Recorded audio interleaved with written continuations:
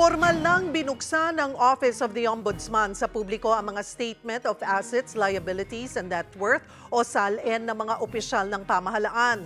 Sa inilabas na memorandum, pwede raw i-request ng kahit sino ang mga SALN. Sinabi rin ni Ombudsman Jesus Crispin Boying Remulla na isusumite rin ang sarili niyang SALN. Kasabay nito, muling susuriin ang mga reklamo kaugnay ng Pharmaly scandal noong nakaraang administrasyon. Para pag-usapan yan at iba pang mga issue, makakasama natin si Ombudsman Jesus Crispin Boying Remulla. Magandang tanghali po sa inyo, Ombudsman Boying. Salamat po sa oras. Magandang tanghali sa iyo, Cheryl, at sa lahat ng nanonood sa atin. Ombudsman Remulla, it's your third day today, ano po? Sa ikalawang araw nyo pa lang sa pwesto, abay binawi nyo po agad ang restriction sa pag-access ng SALN ng mga opisyal na ikinalugod po ng maraming sektor. So bakit agad po ito agad ang una nyong desisyon bilang ombudsman? Kasi ang transparency ang talagang hinahanap ng tao sa people in government. And I think it's my duty to be able to give in to this request kasi all of us are accountable officials. Linawin lang din po natin, Ombudsman Remulla, na limitado lang ang hawak ng SALN po ng Ombudsman. Sino po bang mga government officials yung sakop ng Office of the Ombudsman? Kasi baka mamaya putaktihin po ang opisina nyo at isipin na lahat ng government officials talaga pong nasa pangangalaga ng Ombudsman Office. National elective officials ang hawak namin, Presidente, Vice President. Pero ang senators at congressmen, ang Senate ang may hawak niyan, ang admin nila. At ang sa House, ganoon din, ang Secretary General ang may hawak niyan. Although we can request from them for our use, sa mga gustong kumuha ng SALN ng mga congressman at ng mga senators, kailangan doon kayo mag-request sa Senate o sa House.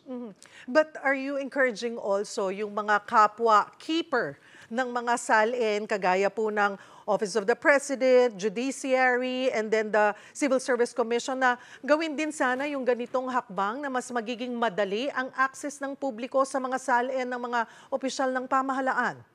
Basta sa hawak po ng Ombudsman, open na ho kami dyan. And we will encourage them to please to make everything available to the public or to the requesting parties based on certain conditions to safeguard the rights of the people whose SALNs will be given.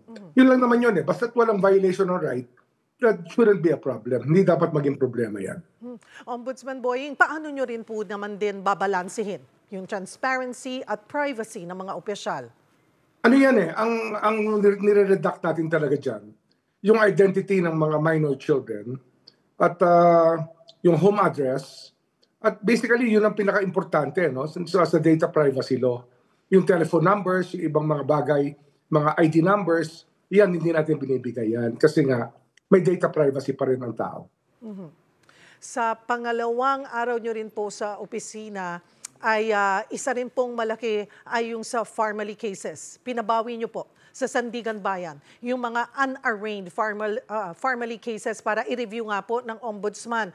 Ano po ang dahilan ng pagbawi ng mga kasong ito? Kulang ho ba sa ebidensya o may procedural lapse? Hindi, kasi final yan mga yan, September na, halos bago kami dumating dito Halos bago kami dumating sa opisina ng Ombudsman. Doon lang final yan after a span of so many years, 5 taon na nakakaraan bago siya i-file. Siguro naman we can review it kasi bagong pasok kami dyan, the special prosecutors who go to Sandigan Bayan to try these cases have the duty to disclose things to us also. Kaya ito, binabago ko kasi yung takbo ng aming opisina pagdating po sa pag-file ng cases hanggat kung meron complaint, yung evaluation process niyan hanggang sa filing, yun po yung flow na ating binabago. We want everybody to be in the know. Wala nang compartmentalization kasi minsan mahirap na nabubuhay ang sekreto ang bawat lugar dito. Dapat wala kami mga sekreto. Ngayon lamang pong September 2025? Parang ganun lang. Kundi September, baka August at the earliest Pero na file just- ng family cases. But just this 2025, ano yung Yes, nakita niyong yes. problema? Bakit daw nagtagal ang kasong ito? Hindi ba't nagmumukhang parang pinatagal lang para mapahina po ang kaso? Kasi meron pong mga review panel yan. And there were 3 panels that the panel had to be changed twice. Ayun ang aking pagkakaintindi. Kaya tumagal yan. Anyway, andyan na yan eh. I will still get the details of what really happened. Pero yan ang pagkapaliwanag sa akin ng mga ng ating PI people, mga nagpe-preliminary investigation at yung mga nag-evaluate. Yan ang paliwanag nila sa akin na napalitan daw ang mga panel na nag-decide sa preliminary investigation. Isa po sa sinabi nyo ay makikipag-ugnayan po kayo or makikipagpulong kay dating Senator Richard Gordon na siyang namuno noon sa pagdinig sa Farmally Scandal. Mangyayari po ba ito anytime soon? At ano po ang layunin ng meeting na ito? Yung main lawyer na kanyang kinukonsulta ngayon, dala na siya sa public office, is a friend of mine and is going to me on Friday. Si Attorney Inky Reyes will go to me to share the insights of their team on the family cases. Kasi nga, hindi simpleng kaso to eh. Ang tagal nilang dininig to at sila talagang may alam kung dapat paano tumakbo ang prosecution niya at sino dapat ang nasasakdal. And gusto lang natin siguraduhin that all bases are covered. And yung talaga mananagot. Hindi pwede mag-cover up kami dyan. Kailangan po, we make everything transparent. Opo, inabot ng 18 Senate hearings po ito sa Blue Ribbon Committee, Ombudsman Boying. Una na pong sinabi ni former Senator Gordon na malinaw daw ang pagkakasangkot po ni dating Pangulong Duterte sa Farmally Scandal. Posible bang mapasama po sa investigasyon ang dating Pangulo? Hindi ko pa alam yan. No? Pero siyempre wala naman tayo sinasanto, wala tayo sinisino. Basta may ebidensya, isasama natin. Kasi yan ang justisya eh. Dapat ang justisya, bulag yan. Wala siyang kinikilala o sinisino. Dapat ganun ang justisya.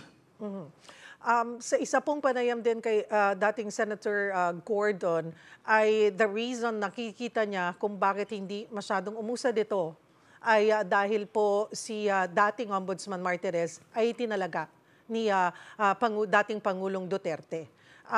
Paano po natin masisiguro, lalo na ngayon, ang taong bayan po ay talagang nagmamatyag at mainit po pagdating sa mga dito po sa mga corruption cases, ay this time mararamdaman ang ombudsman kasi ang po parang naging tahimik ang ombudsman sa nakalipas po na mga taon.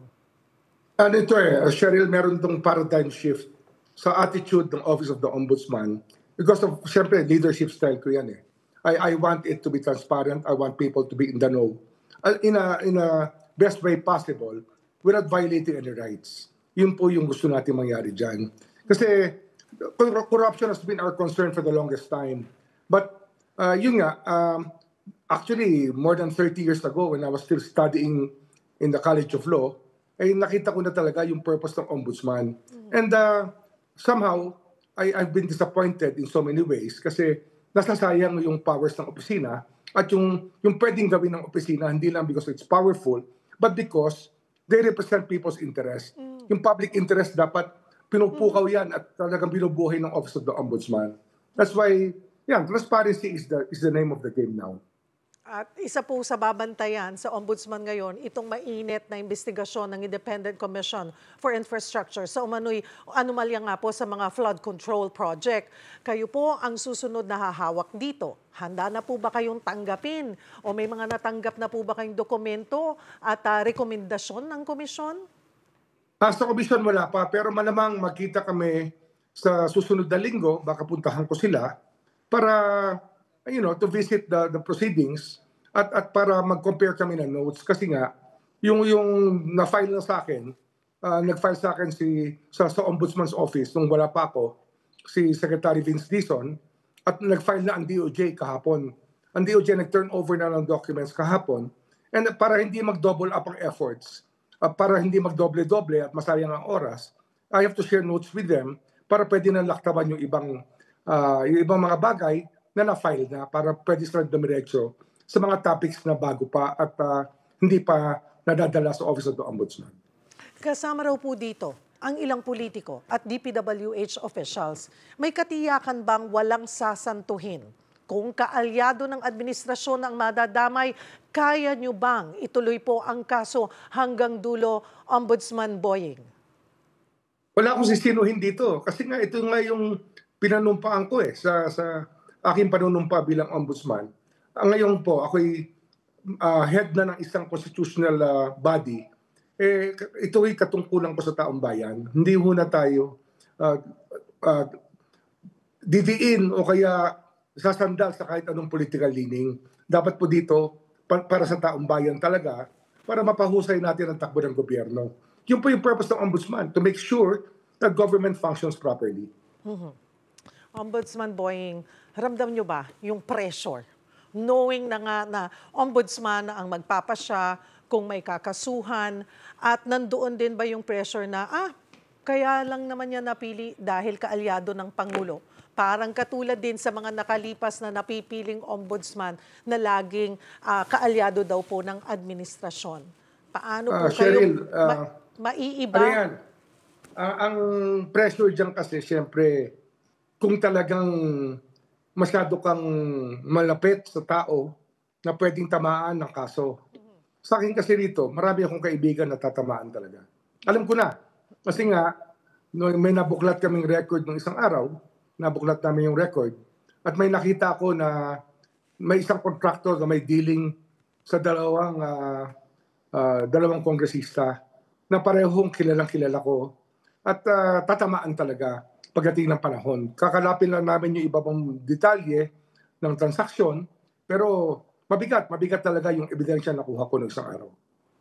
Ombudsman, yun po bang kongresistang tinutukoy nyo kasalukuyan? Kongresista pa rin? Pareho sila. Pareho po sila. Kailan po natin malalaman? Pwede ho bang, anong lugar? Ano yan? I-build up pa namin yan. Kukuha pa kami ng ibang data. Sisiguraduhin namin yung mga transaksyon na dumaan para ma-identify namin yung specific transactions between these people bago natin ilabas ang ebidensya at i-file at magkaroon ng preliminary investigation dito sa Office of the Ombudsman. We will take this as a motu proprio investigation.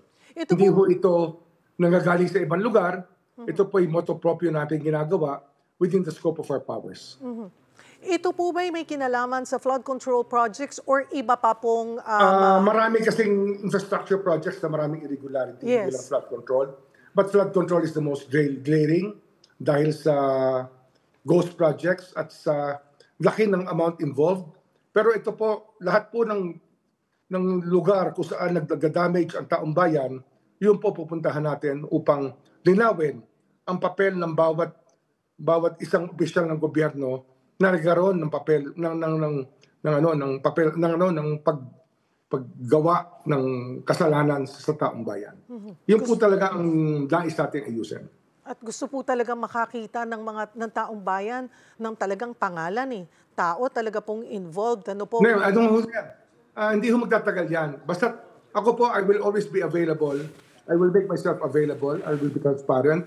At hindi ho wala tayong itatago dito. Lahat po ilalabas natin. Mula po ba yan sa Luzon, Visayas, or Mindanao? Wala muna tayong identification kasi mabuti lang it's a blind item but I can tell you in private but you will not mahirap na. Mula po sa pagiging DOJ Secretary patungong Ombudsman, paano nyo mapapatunayan yung inyong pagiging independent? I don't think I have anything to prove about that. Kasi ako, ang paniniwala ko talaga, I've been independent all my life. Pampito ko ng trabaho to sa gobyerno. At hindi naman nabahira ng pangalan ko kahit kailan. Talagang, I always did what was right for my constituents and for our country. Kaya yun po yung pinagmamalaki ko lang na makaunti tungkol sa sarili ko. When I undertook these jobs in government, I did my best all the time. Kapag po may kasong may political implications, paano nyo po protektahan yung integridad ng tanggapan laban po sa panghihimasok? Ano ho yan? Basta wala ho tayong fear dito. No fear or favor tayo dito.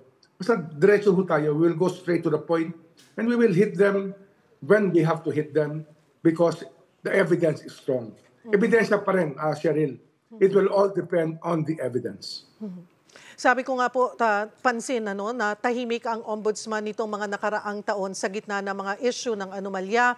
Kagabi ay napanood ko po ang inyong panayam sa The Big Story and to find out na mahigit 1,000, nasa 1,400 pala ang tao ng ombudsman. Madami po yan. Pero sapat po ba ito kung ganito po karaming mga posibleng anomalya ang kailangang imbestigahan at may plano ho ba kayong internal cleansing or reorganization sa loob ng tanggapan, Ombudsman Boying? It's more of reorientation and improving the systems and reinventing some systems kasi some of them don't work anymore. Kaya nga kahapon may nagulat sa akin, yung may kinukuha akong dokumento, ang sagot niya sa akin ay, mamayang hapon po, dadalhin ko sa inyo. Sabi ko, hindi, dapat tanghali dalhin mo sa akin. That was 1.5 hours before I needed the document. Dinala naman eh.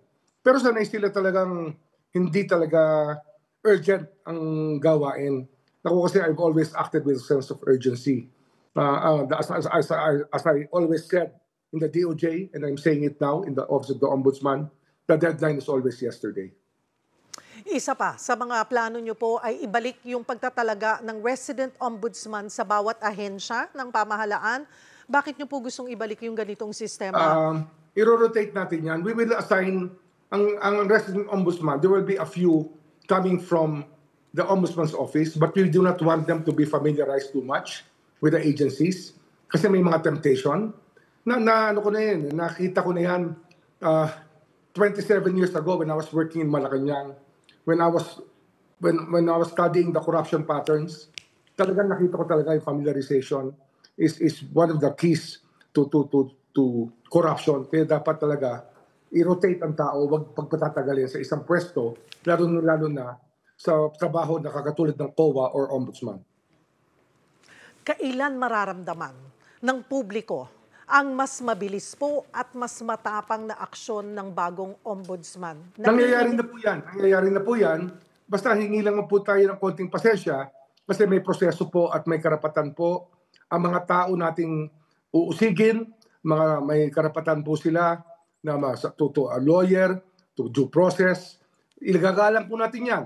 Kasi yan po ang sinasabi ng batas at yun po ang tama sa mata ng Diyos kung tutuusin natin, di ba ho? Kaya konting pasensya lang ho at hindi ho tayo aatras sa mga laban na naririto po sa Office of the Ombudsman. Ombudsman Remulla, sa gitna ng mga issue sa Farmally, flood control projects at iba pang mga kasong ililipat sa inyong tanggapan, malinaw na sa Ombudsman na kasalalay po kung may mananagot o mananatiling tahimik ang sistema. Ano po ang maaasahan ng publiko sa inyo? Basta ako ho, I work every day. Hindi po ako tumitigil. I do not waste time. Kaya yun po, maasahan sa akin is a complete effort on my part. At my age and at the positions I've held, I think I've been very successful at what I've been doing. Ihahabol ko na rin po, maliban sa Farmally, ito pong flood control projects, tinatanong din po yung attention ng tao, yung ukol po doon sa confidential funds ng Office of the Vice President. Ano pong maaasahan mula sa Ombudsman on this? Well, hindi ko alam kung may na-file na sa Office of the Ombudsman yan eh. Hindi ko pa alam. I will have to check on that. Kasi hindi naman yan na pinuntiri ako para pumasok ako dito. I'm here to really be an agent of change for the country. Hindi ho to isang political leaning lang. Dapat po rito lahat ng Pilipino ay makikinabang sa ginagawa po ng Ombudsman. Marami pong salamat sa inyong oras. Salamat po. Ombudsman Boying Remulla, magandang hapon po.